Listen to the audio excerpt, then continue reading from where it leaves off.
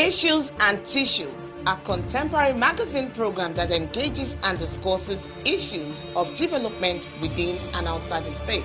The program brings to the fore ranging topics like education, politics, agriculture, just name it, while we examine the nitty-gritty of the issue in focus. Join me, BC Akpaida, on African Independent Television, AIT, for an exciting time. Issues and Tissue. If we can think it, we can discuss it. Hello and welcome to another exciting edition of Issues and Tissue. On the program, we analyze issues as it affects the society and, of course, the people that makes up the society. I'm your host, Nosareme Uso.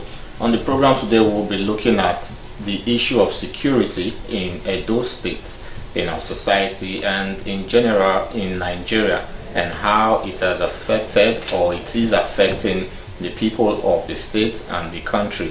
But we'll take a short break and then we'll come back, we'll dive into this issue. Issues and Tissue, a contemporary magazine program that engages and discusses issues of development within and outside the state. The program brings to the fore ranging topics like education, politics, agriculture, just name it, while we examine the nitty-gritty of the issue in focus. Join me, BC Akpaida, on African Independent Television, AIT, for an exciting time. Issues and Tissue. If we can think it, we can discuss it. Alright, welcome back to the program Issues and Tissue. Now the topic we are discussing today is the issue of security in our states, Edo State. Now we all know that security is the key to having a very peaceful society. People living in an environment where they have no fear of being harmed whatsoever. Now, joining me in the studio today is Comrade Solomon Idiogbe. My name is Comrade Solomon Idiogbe. I'm a human rights activist, Executive Director, Youth Empowerment Advocacy and Good Governance Initiative. I'm a rights activist. I live in Edo State. I'm a businessman. Issues and Tissue, a contemporary magazine program that engages and discusses issues of development within and outside the state. The program brings to the fore ranging topics like education, politics, agriculture, just name it, while we examine the nitty-gritty of the issue in focus. Join me, BC Akpaida, on African Independent Television, AIT, for an exciting time. Issues and Tissue. If we can think it, we can discuss it. Comrade Solomon, thanks for joining us. Thank you so much. Now, you are a citizen of Nigeria, very correct. You reside in Edo State, I'm very sure of that. Now, tell me about the security situation in Edo State. I do not know how to explain it, but I think it's porous. Okay. It's heart-beating. Suffice to say that the situation in Edo State since after the end-SARS protests and the riots that followed thereafter, and then the expose, if you like, that also followed, because there were so many arms and ammunitions that found their way out of the customs warehouse, Okay. and then created proliferation of light arms in the society. Okay. Edo State has become so porous, so much so that you can hardly sleep. You know, before we say you sleep with one eye closed, but I think it's worse than sleeping with one eye closed. It's worse than being porous, if you like. It's painful to know that the state government do have mentioned that they have what they call the security architecture of the state. Painfully, during the elections, I was taken aback when the governor was talking about security architecture of the state and was mentioning poor as a structure for as part of his security architecture. People like us were expecting that he would even mention, even though for some of us we have issues with the Wambasigan arrangement, which to some of us became like an issue that must be addressed. Okay, so sorry to cut you. You know, in 2018, when this Wabaizigan was introduced, I know the governor mentioned that it's going to be like a joint thing. The police, the military, and even members of this power. So it's possible that's the reason why he mentioned it. You see, my problem with politicians is that they forget so quickly what they promise. And so it makes us look at them as politicians and not politicians. Politicians? Yes, because look at it clearly. A government came out today with a fine, beautiful policy, if you ask me. Very beautiful policies. But the implementation, if you ask me, without messing with, I'll tell you it's a failure. He told us it's going to be a joint arrangement of both military, paramilitary, police. And the police and all. Police is the lead agency when it comes to security in the state. Yes. But do you know what we see today? I'm sure you know that. The vehicles which are also, people like us also have problems with. Because you cannot give vehicles that are irreparable. There are vehicles that do not actually have parts as security patrolling vehicles. The vehicles we know to be security patrol vehicles are Hilosys and other set of vans, if you like. But again, this is the problem. Mr. Governor gave vehicles to these agencies and did not. We were expecting a combined team where you have, in a team, you have a police, you have the army, you have civil defense, you have air force, you have all the agencies of governments, saddled with the responsibility of taking care of the security of the state. No, they live on their own. If you see a vehicle written Wabaizigan, look in. It's purely an army Wabaizigan vehicle, or purely a police Wabaizigan vehicle, or an Air Force Wabaizigan vehicle. They even write it on their plate number: Air Force, Police, Army, NSCDC. So that is not what we expected. But having said that, it wouldn't have been bad even if you are giving them vehicles as individual security organizations and they are active. Sometime after the inauguration of the Wabaizigan thing, a few of us got worried because at that point too, security situation in the state also became very porous.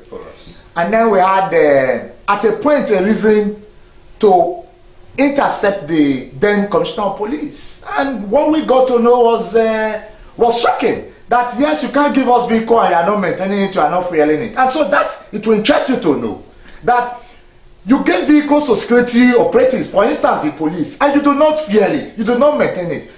The burden falls back on the commoners. This Wabaizigan was introduced or set up. There was also a police trust fund that was set up the same day Wabaizigan was introduced, and we were told that this trust fund, they are going to put in money to help fund this security architecture. So you saying they don't fuel the cars and the cars are irreparable. How do you explain that? Vehicles that breaks down and you are not able to get past readily, mechanics are not too common. How do you call that? It will interest you to know, my brother, when you talk about security trust funds, Just Sincerely was a part of the Edo State's committee on a security trust fund committee during the then Adams Oshomole's administration. I'm talking between 2015 and 2016 before. Okay. And I realized what we did. The governor did not just set up trust funds. We went around the country reaching out to various states on how they are able or were able to tackle their security issues and what are the gadgets or were the gadgets they were using. Upon which, if you recall at the point, the then Adams Ali Oshomole then purchased vehicles, Hilosys to be precise, which he donated security agencies. So, point I'm making is that, yes, I remember very clearly that there was a security trust fund that was set up. But I am not sure, since after they set up the security trust fund, that the governor has come to the people to donate The trust fund was set up, I can recall clearly. The state government put in about 2 billion naira. You know, all that well-meaning Nigerian individuals also, exactly. So you saying they did not... See, let me tell you, once upon a time, okay, in the Security Appeal Fund Committee in this state, okay, you don't just raise funds and it dies within the government coffers. Security apparatus are purchased with the funds. It is a trust fund to assist policing, whether I call it joint task force, joint committee, whatever nomenclature you give to it. It is not a thing to be earmarked. Using the words of the former governor, it's eye marking. It is supposed to be tangible things you see. Comrade, are you saying? So let us not try to mind stress about it. The security architecture in Edo State, to me, has failed and is failing. Let me tell you, shortly after the first phase of the EndSARS protest, before it snowballed into riots, we had a town hall meeting with the governor. I was there. You know, we knew what was going to happen. I can recall. You can check your records. I mentioned to the governor that let's take a scenario like this. If you recall what happened at the customs warehouse, let me tell you, the customs warehouse shares fence with NSCDC, Nigerian Security and Civil Defense Corps. Shares fence with them. They have armed squad, don't they? Yeah. The Nigerian custom has armed squad, don't they? The Nigeria Army barracks at Ikobayi is not far from the customs office. Is it? It's not. The Aduawa police station is not far. Is it? It isn't. Now, we got to know that the customs authority said they had a notice of about 3 days warning that they were coming to break into the place. No security arrangement was made. And my brother, so many light arms left the customs warehouse in cartons. This was reported live and direct to Mr. Governor during the town hall meeting. And then the issue of breakage, burglary, if you like, and destruction of government properties has not taken. And we warned that the government of Edo State should take it seriously. Okay, you may look at it like I'm too passionate talking about it, because as we speak, the headers are terrorizing the farmlands and farmers in Edo State. The street boys, if you like, those who had access to the arms, if you like, those that came in during the elections, because you can't take that away. A lot of them shared arms to their boys. Or if you like, the ones that were stolen from the customs warehouse. Or if you like, as a result of the breakage of the correctional centers, both the one at Airport Road and the one at Saple Road, created serious porosity, if you like, of the security issues in Edo State. I am not saying that the government is not doing anything. Don't get me wrong. I'm not saying. I'm saying we are expecting much more than we are saying. That we expect the government to be proactive than being reactive.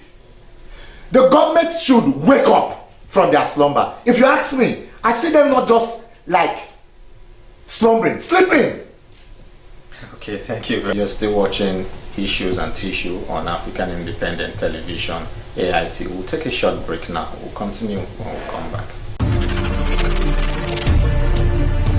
Issues and Tissue, a contemporary magazine program that engages and discusses issues of development within and outside the state. The program brings to the fore ranging topics like education, politics, agriculture, just name it, while we examine the nitty-gritty of the issue in focus. Join me, BC Akpaida, on African Independent Television, AIT, for an exciting time. Issues and Tissue. If we can think it, we can discuss it.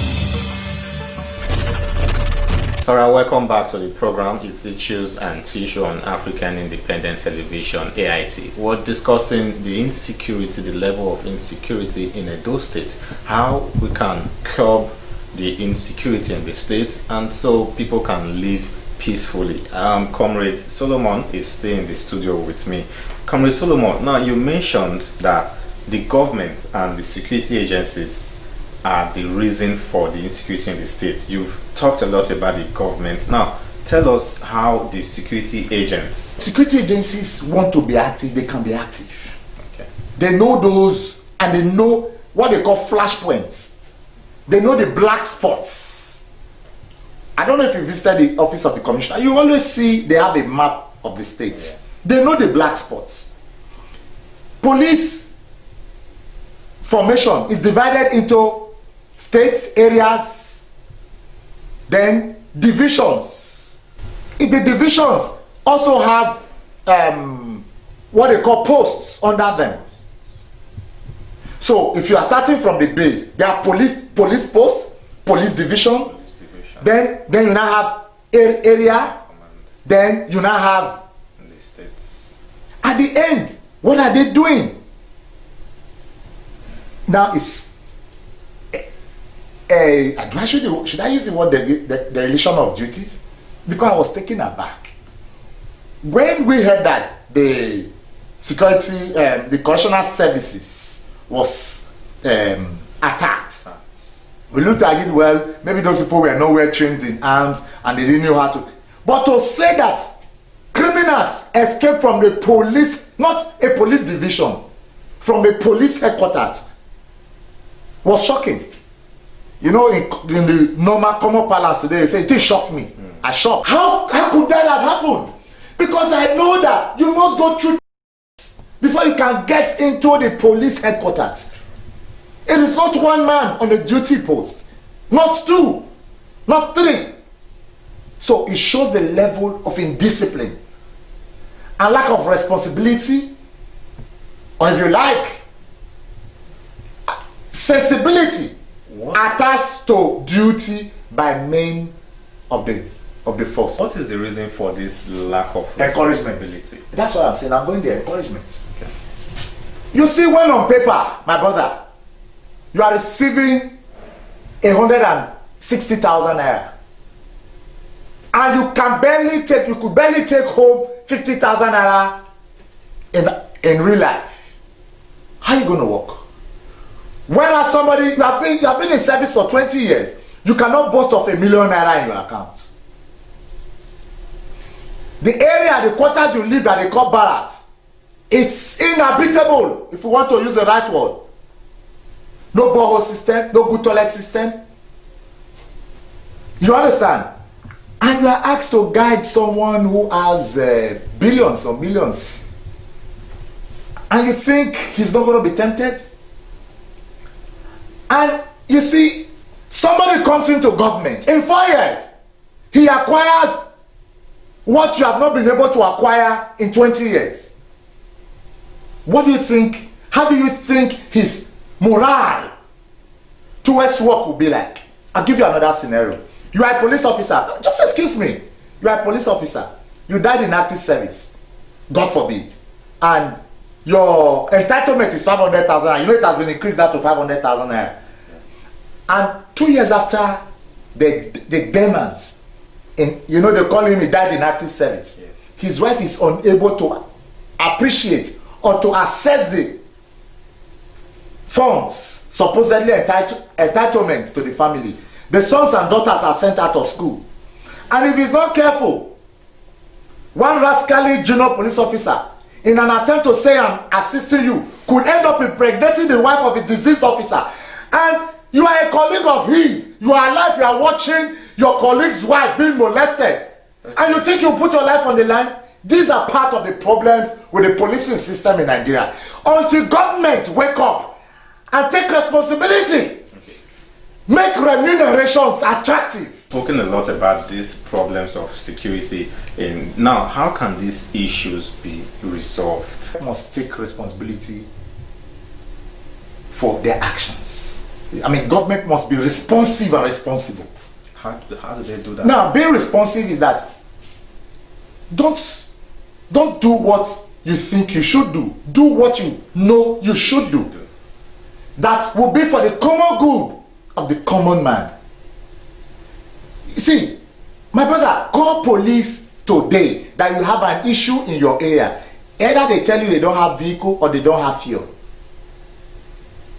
Let there be provisions for this logistics. I know that on paper there are logistical provisions, but in actual life, then if government thinks that they are doing it and people are siphoning it, use people as scapegoats.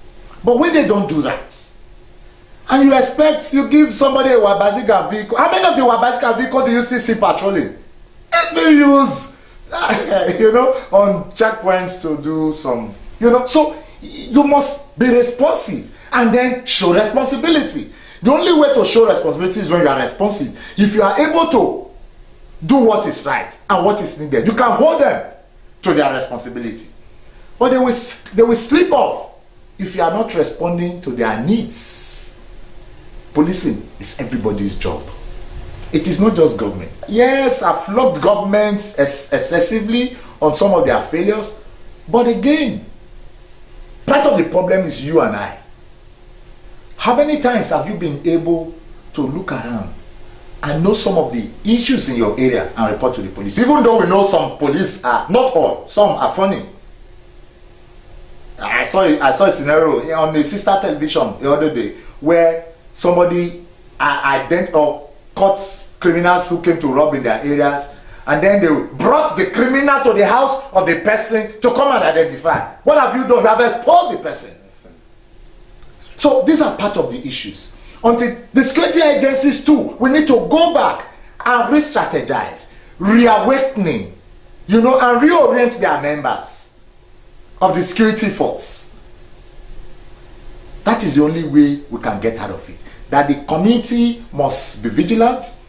People must know when you have foreigners, when you have people who do not live within your community coming and strolling around, and then the security agencies must be able to be up and doing. Government should also on their own. I'm tired of hearing the governor saying, I cannot talk to the commissioner of police. Look, do your best and leave the rest. Thank you very much, Comrade Solomon, for joining us on the program today. Of course, Comrade Solomon has said the government should try to be responsive and show responsibility, while the security agents should re-strategize, think outside the box, try to see what is lacking in the security architecture in the state. Of course, we all want to live peacefully in our homes. We all want to really sleep with both eyes closed, knowing that yes, we are safe, our community, our society is peaceful and free from all kinds of criminals, hoodlums and all of that. I will have the police hotlines on the screen. You can call these hotlines if you have any issues in your area, and of course on your part, try to assist the police officers. If you see or you hear anything going on in your society, report to the nearest police station, so together we can all put hands to fight the crime. I'm Nosareme also, and this is Issues and Tissue. Until we meet again next week, same station, same day and same time, stay safe. Thank you. Issues and Tissue, a contemporary magazine program that engages and discusses issues of development within and outside the state. The program brings to the fore ranging topics like education, politics, agriculture, just name it, while we examine the nitty-gritty of the issue in focus. Join me, BC Akpaida, on African Independent Television, AIT, for an exciting time. Issues and Tissue. If we can think it, we can discuss it.